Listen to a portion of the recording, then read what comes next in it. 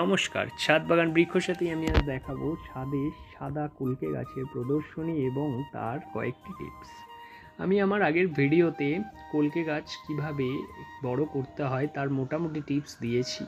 যারা আমার নতুন ভিউয়ার্স বা যারা ওল্ড ভিউয়ার্স তাদেরকে আমি বলবো, তোমরা একটি সাদা কলকে গাছ টবে লাগাও এবং এরকম সুন্দর সুন্দর ফুল পেতে গেলে কয়েকটি জিনিস মাথায় রেখো। প্রথমত, গাছকে একটু বড় টবে লাগাবে, কারণ কলকে গাছ একটু ঝোপালো প্রকৃতির হয়, তাই মাটিটা একটু বেশি দরকার। দ্বিতীয়ত, ছোটোবেলায় লাগানোর পর থেকে পিঞ্চিং করে করে গাছকে ঝোপালো বানাও, যেমন আমার গাছে দেখো প্রতিটি ডালে ফুল।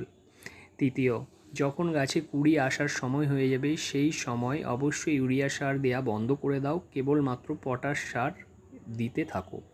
তার সাথে সাথে গাছে অবশ্যই মাসে একবার হলেও কীটনাশক স্প্রে করো। বর্ষাকালে অবশ্যই তোমরা ফাঙ্গিসাইড পাউডার স্প্রে করলেই দেখবে তোমারও কলকে গাছে সুন্দর সুন্দর ফুল ফুটে